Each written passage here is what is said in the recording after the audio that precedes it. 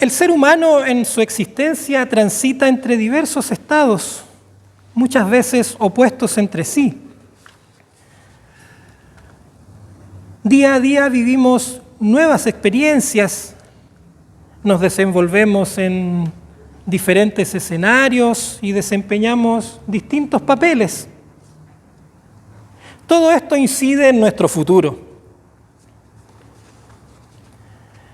El final de este conjunto de escenas, el final de la obra, suele consolidarnos o afectarnos hasta negativamente como individuos y también en nuestras relaciones. En otras palabras, pueden marcar un antes y un después. Incluso en un sentido más profundo, condiciona nuestro ser.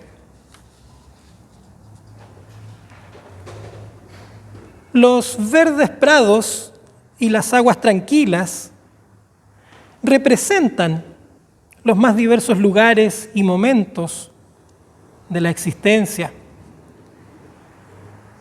Pero también también representan nuestra existencia los valles de sombra y de muerte, los valles de oscuridad y también las aguas de reposo, como dijimos.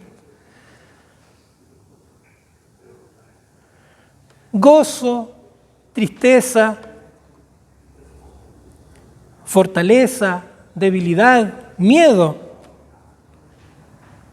Son temas recurrentes para la fe cristiana.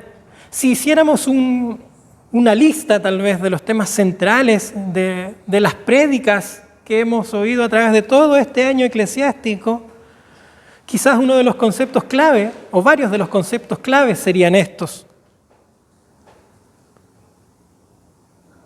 Gozo, tristeza, fortaleza, debilidad, miedo. Porque las Sagradas Escrituras, de tapa a tapa, como se dice, los tratan una y otra vez. En el Antiguo Testamento, en Jesús, en su ministerio, en Jesús luego de su resurrección. Y después los apóstoles en sus cartas, donde ellos enseñan e instruyen a las comunidades primeras. Y es muy interesante notar el tratamiento que las Sagradas Escrituras le dan. En general dicen, no estén tristes, no tengan miedo.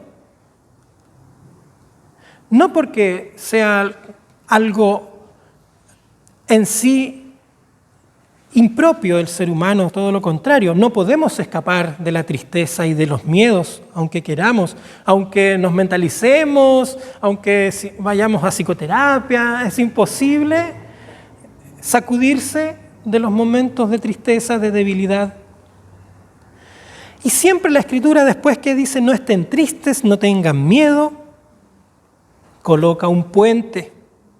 Estén gozosos, pidan fuerza. Fíjense en la dinámica de las Escrituras, de un estado negativo hacia un estado positivo. Un tránsito hacia lo vital, hacia lo deseable,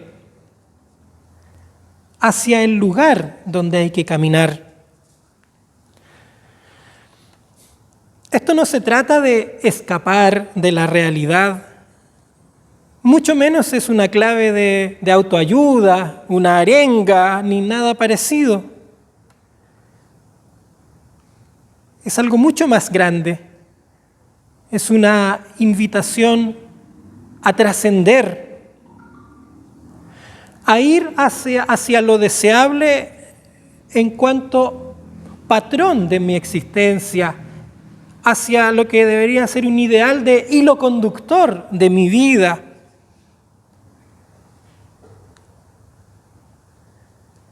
Pero no es posible por nuestras propias fuerzas, por nuestras propias ideas y pensamientos.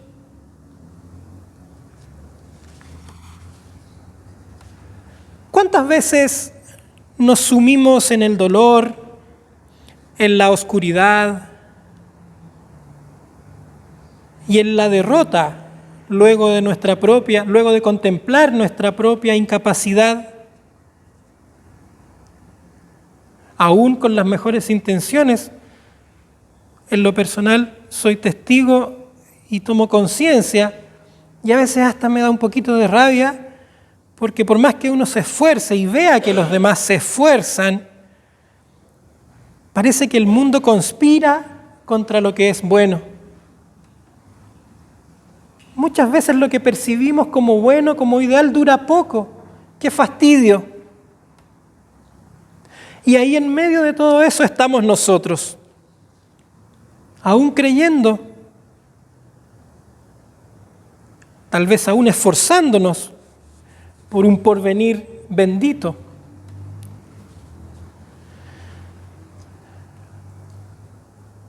Esa impaciencia tal vez, o ese sentimiento negativo de rabia, quizás,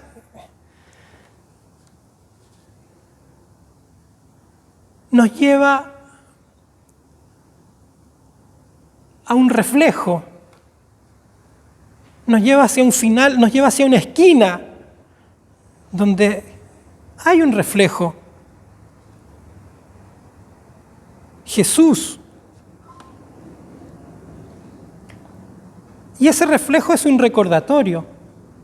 Jesús en todo momento se ofrece para acompañarnos.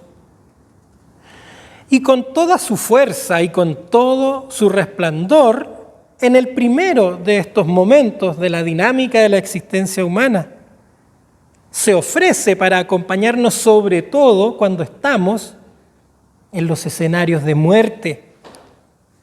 Y desde ahí, en el transitar de la vida. ¿Creen ustedes que habrá un acompañante mejor que Él?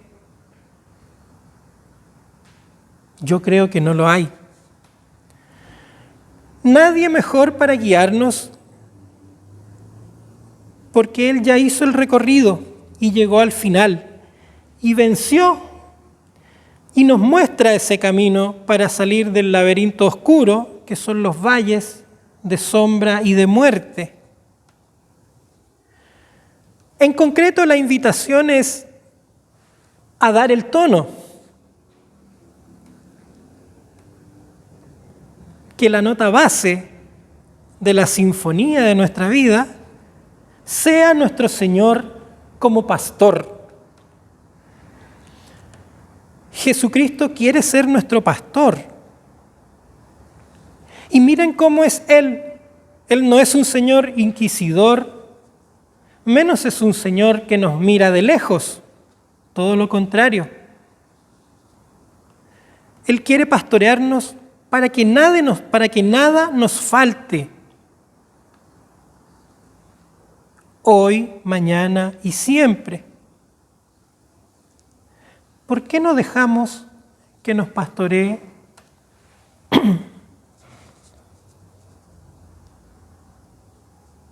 Yo todos los días pido más fe para creer que si Él me pastorea, nada me faltará, sinceramente.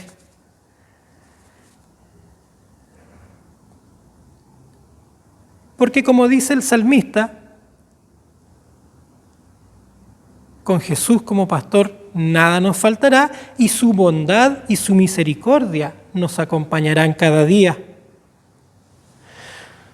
En otras palabras, nuestra existencia con Él como pastor podrá tornarse armónica con los propósitos divinos. Esto es, con una vida fortalecida en Cristo, con una vida que puede descansar aún en los momentos difíciles frente a esas aguas de reposo, una vida que puede vivir confiada y esperanzadamente. ¿Qué significa esto?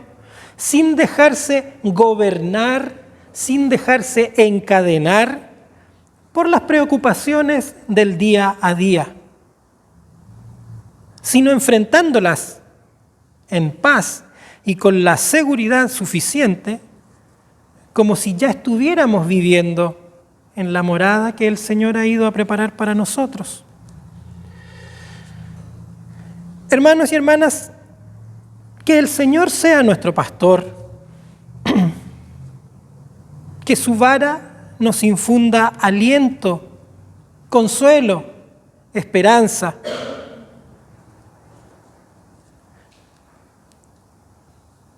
Encomendemos nuestro camino a Él.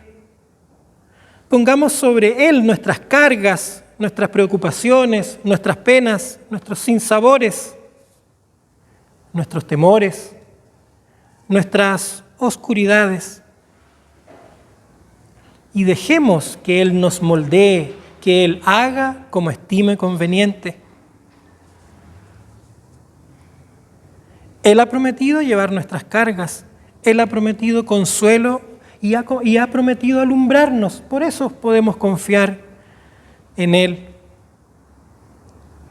Dejemos que su palabra nos guíe y nos inspire. ¿Puede haber un mejor maestro para inspirarnos, para guiarnos, para tutorearnos?